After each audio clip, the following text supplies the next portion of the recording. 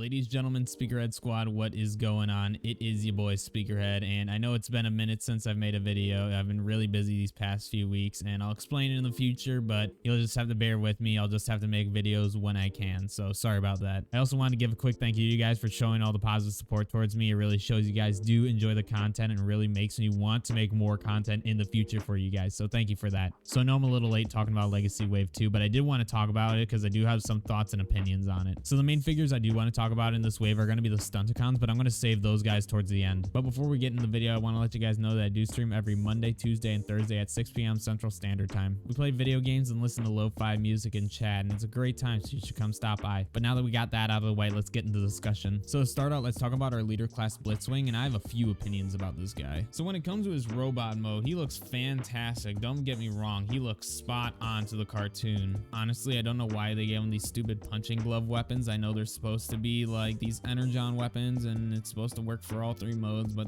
honestly they should have just not added it at all. I just don't see the point. It would have been better if they added something more useful or just made him better. But I understand it for the gimmick, but I still think it's a waste of plastic. Moving on to his tank mode. The tank mode looks fine except for the giant jet cockpit sitting out the front. Like seriously, they couldn't have made it sit any more in. It had to stick out that far. Even if it was level with the treads, it would be fine, but considering it's going farther than it, it's kind of ridiculous. But don't even get me started on this jet mode. What is this? This looks horrible. It literally looks like if you took a jet and took parts of a tank and strapped it onto a jet. Like there's no way on any planet this thing would be able to fly. Like what is this? This is just disgusting. The only reason why I'd pick this guy up is for the bot mode, but a $50 bot mode, I don't know about that one, Hasbro. So moving on to Alita 1, I don't know about this one either. This one's kind of iffy for me as well. To me, this one just looks like a child almost. It just doesn't look like a female robot. I don't know how I fully feel about this one, but it just doesn't look right to me. As a G1 fan, I don't see this in C Alita 1. I just don't like the look of this Alita 1. I know it's supposed to retool into Athena from what I've been told, but I don't know. I'd say if you're trying to get an Alita 1 figure, just stick with the Walmart exclusive one if you can get your hands on it.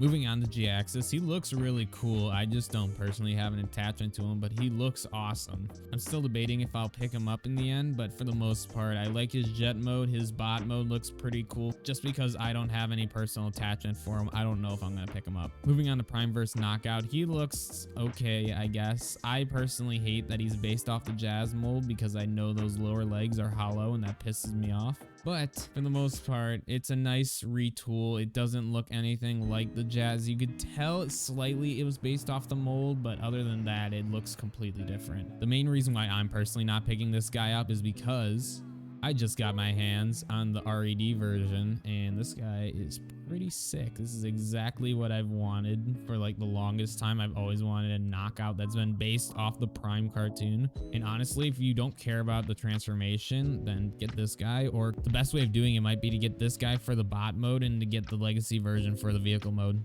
That'd be my suggestion. So next up is Tarantulas, and this guy is spot on to the Beast Wars cartoon. I like how this guy is a completely new mold off of Black Arachnia, so they both have their own separate molds but transform into very similar things. But it's nice to finally have a show accurate version in the Legacy line. Then his spider mode is also awesome. It's not hairy or anything like a tarantula, but you know, you can only do so much with plastic.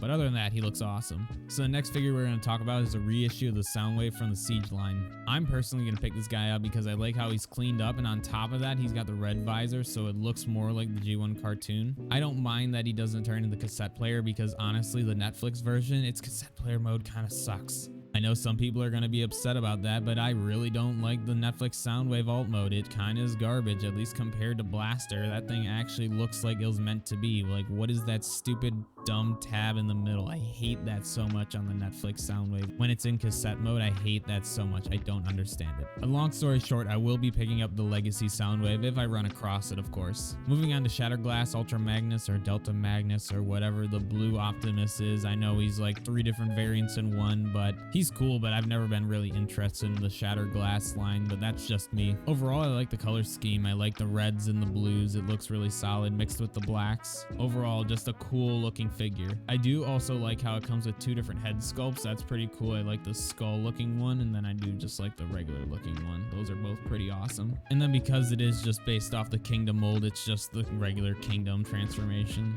Alright, so I said I was saving the Stunticons for last, so we're going to talk about our big boy, the Titan class. So we got Cybertron Metroplex, and honestly, this guy looks awesome. I personally have no attachment to the Cybertron line, but this guy is freaking sweet. Considering that he's one of the bigger Titans, I think he's standing at 22 inches tall. So it's much larger than many of the other Titan classes we've been getting recently. I also love his weapon. I forget, it has a really cool name. If I remember, I'll put it in the video, but if not, you guys can let me know in the comments. But his weapon is just awesome. That thing is so cool. So then moving on to this little miner mode, it's a pretty cool design, but I heard it was a reimagine off of an old mode from the original show. So in the show, he could compact down into a more reasonable size to actually be able to interact with all the other Transformers. Apparently it wasn't really shown ever, but it was a mode. So they decided to reimagine it and making this cool little miner mode. I like the helmet he's got, that's pretty sick. But overall, a pretty awesome looking secondary mode. Finally, you got your little digger mode, which honestly, I don't know how many people are going to keep them in that mode. It might be many, it might be no one, but I would personally keep them in the Titan mode. This just kind of looks boring to me, in my opinion. But moving on to the final event, or at least for me, it's the final event because these are the guys I'm most hyped for. But it's going to be the Legacy Stunticons, and I'm super hyped about these guys. Let's first start off with Wild Rider. So for the most part in his bot mode, he looks alright. I'm not a huge fan of it. I hate that backpack he has. It just looks disgusting. They definitely could have tried to compact that a little bit more with like either 1 or 2 extra hinges. But yeah, that just does not look good in any way, shape, or form. They try to hide it all the time, but yeah, that backpack is gross. But besides that disgusting backpack, I think they overall nailed the bot mode. I like how cartoon accurate the head is, even down to the blue eyes. That's pretty sick. But overall, if it wasn't for that dang backpack, this guy would look pretty sick for what he is. When it comes to the vehicle mode, however, as everyone has said, this thing looks awesome, and I'm glad that they made sure that all the paint is going to match properly, so that way it all looks nice in the end. I hated that in Earthrise Sunstreaker, that's why I got rid of that figure, because it just looks so nasty with the different colors. But this guy, all the colors are gonna match, and overall, his vehicle mode just looks fantastic. If I get him, I might just get him specifically for the vehicle mode. Alright, so let's finish this all off by talking about Motor Master, and I'm super hyped about this guy. I love Motor Master. I think overall, they nailed the bot mode. There are a couple things, obviously, that aren't the greatest. I'm not sure about those hands. Those are some tiny little hands. I don't know, something about the legs too. Maybe the knee pads are a little too big in my opinion, but that could be accurate. I could be wrong. I'm also not a huge fan of the wheels on the back. I wish they maybe could have folded those down, but it is what it is. I think the overall look and presence of Motor Master is all captured in this figure. I also love the sword he comes with. That's just spot on. Just a quick look at his head sculpt. I personally love that head sculpt. It's just perfect and looks awesome to me. When it comes to his vehicle mode, however, I do have a couple issues.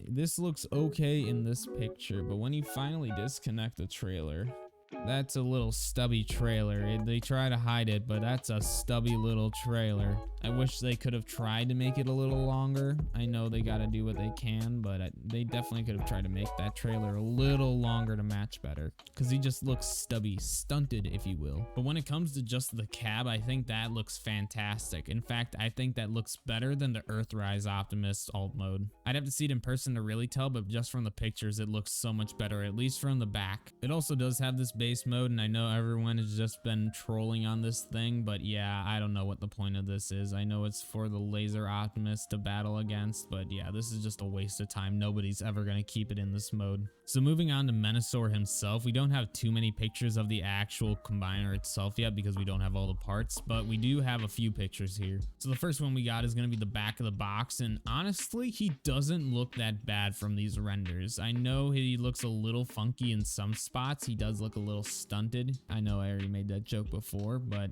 yeah, just something looks a little proportionally off. I personally think that the shoulders, just that connection port, is a little bit too wide, so it makes the shoulders look disconnected. In these render pictures, you can see what I'm talking about more. It just looks like the arms are disconnected from the torso so much. I know it's to make sure that it has plenty of posability and whatnot, but that just definitely gives it a weird look in my opinion. So moving on to how these guys are going to connect, this is how Wild Rider is going to connect to the back, and honestly, it looks pretty solid for the connection. Then once you connect the figure to the back of the leg, it'll open up those panels and close off the front part. But I do like how he does have a good heel spur, so he should be pretty stable in combiner mode. Like I said, I'm not a huge fan of how far the arm sticks out from the torso, but overall the arm itself looks pretty solid. I know we only have one side, but we can clearly see how it's going to connect to the arm, so the other one is probably going to be very similar. Overall, though, it looks fairly nice, and I'm excited to get it. I can't wait to get all these guys combined up. In fact, I'm so excited I don't just have one drag strip, I have two, because I am ready for alt mode and combine mode. So, because I do like these guys' alt modes, those are pretty nice. By the way, if anyone was wondering why I took off these little side pieces, because I thought they looked ugly and I didn't want them on there, so I took them off. That's it. Overall, though, I'm really excited about this Menasor, and I can't wait for the other two Stunticons to be revealed. But that's going to be my thoughts on Legacy Wave 2, guys. Let me know what you guys think in the comments down below. And if you guys like this video, make sure to like and subscribe, because it really does help me out and shows you guys did enjoy this video. But other than that, that's going to be it for me, guys, so I'll catch all y'all in the next one. Peace.